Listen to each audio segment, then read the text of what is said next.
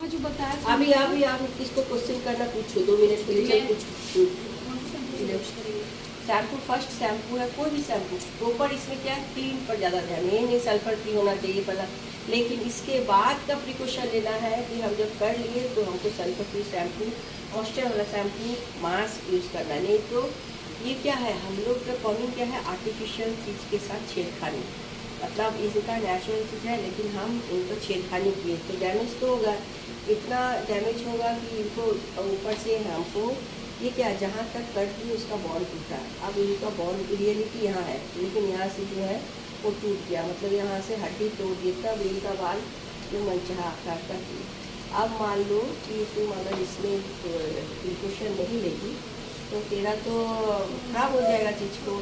अब मेरा करने के बाद मेरी इनका डिपार्टमेंट है, तू अपना बाल को कैसे क्या करती है, या इनका डिपार्टमेंट में अगर ये फेलियर हो गई